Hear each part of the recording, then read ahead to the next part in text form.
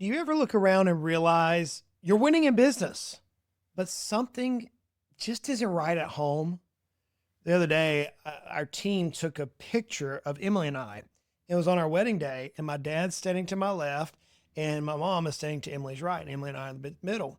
And the team put a caption underneath it that said, "We didn't just build a business together, we built a family on purpose."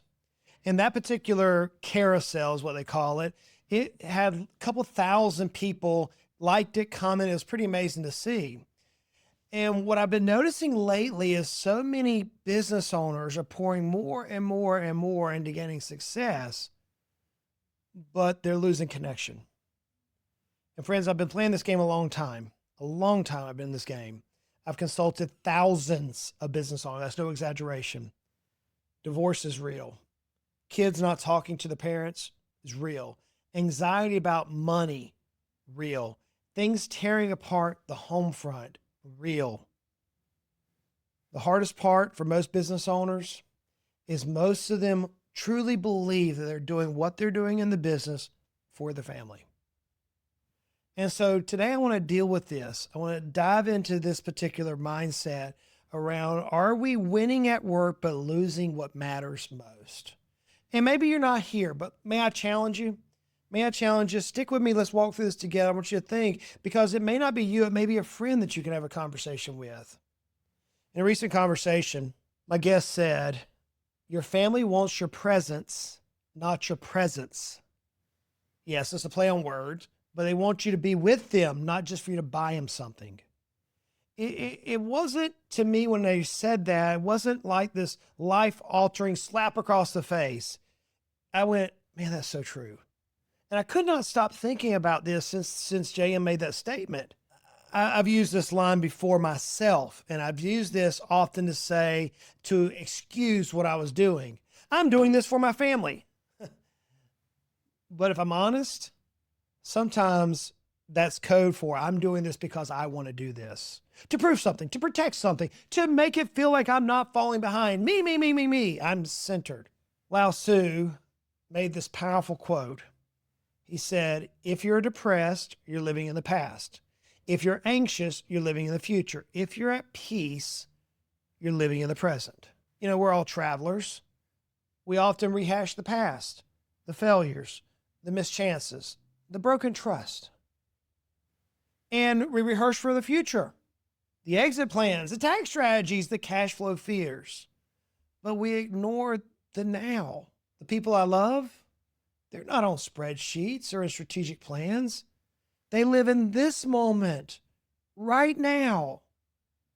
And they are watching us miss it. There's this reality that we have to sacrifice in order to get ahead. And it is true, but there's also a lie in sacrificial absence. You can scale your business and still be present with your spouse and as a parent. It is possible.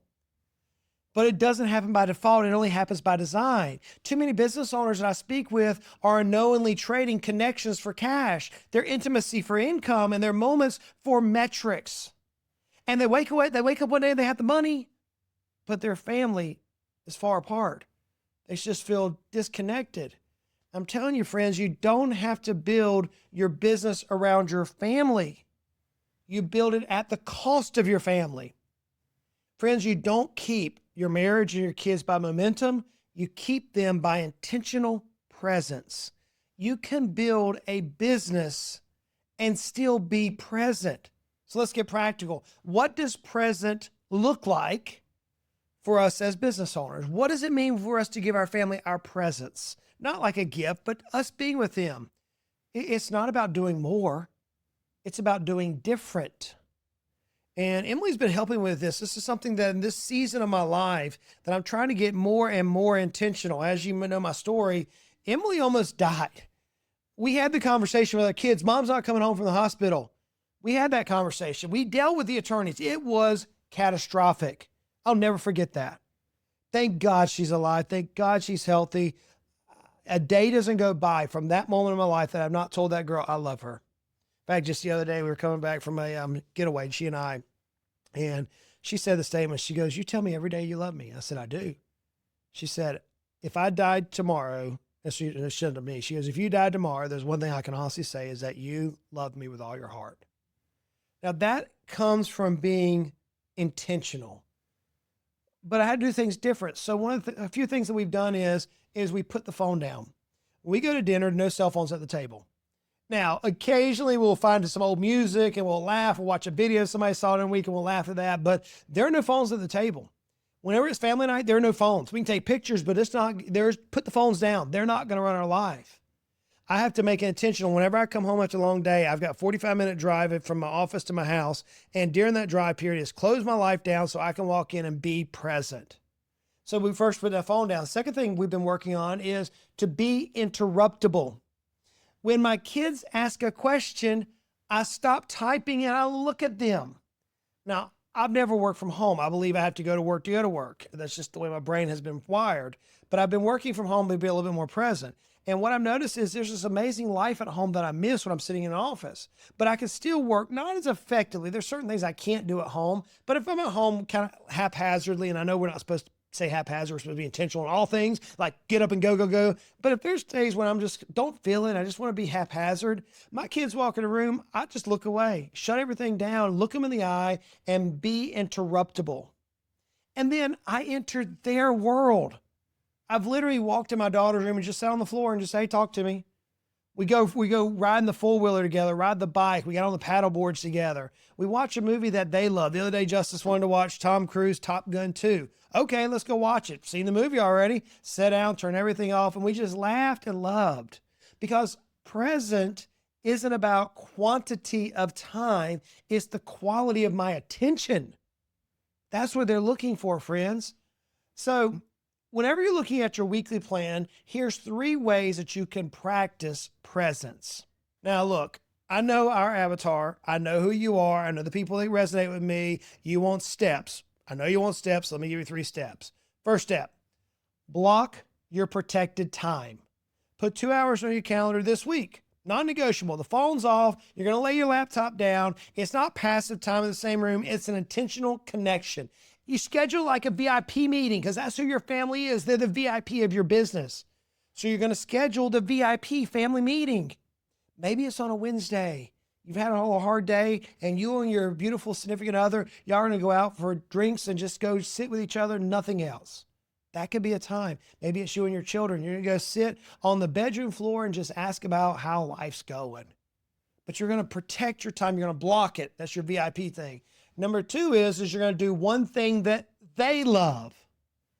So I know there's certain things that Emily, she loves to do. Emily loves to go shopping and never buy anything. I like the fact she doesn't buy anything.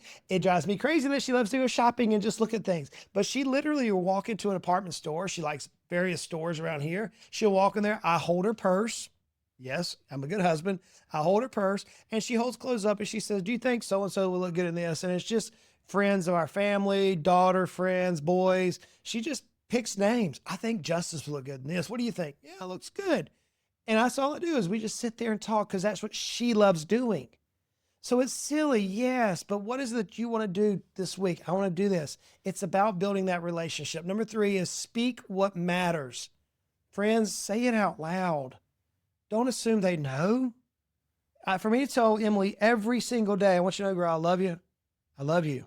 I love you. It's not just the words. I'm saying it because I want them to hear it. When I talk to my kids, hey, Dad's proud of you. I love being your dad. I cannot wait to see what God's going to do with your life. Friends, words are free, but they build equity that lasts longer than any work investment. One day, your kids are going to talk about you. Not just what you built, not your accomplishment, but how you made them feel. So I ask it again. Are you present? Friends, you don't need to be perfect. You just need to show up. Because presence creates peace. And peace is found in the now. I love this fact from Scripture that Jesus himself did not redeem us from a distance. He could have. He himself came close. He walked with us. He showed up. He showed us the picture. We have to do the same. Be close with your family. Walk with them. Show up. Set aside time because they are VIPs. You lose your family and you gain all the money in the world. What good is it? What good is it? Hope this helps you. Hope it helps you stay calibrated to the priorities in life. We'll talk with you next time.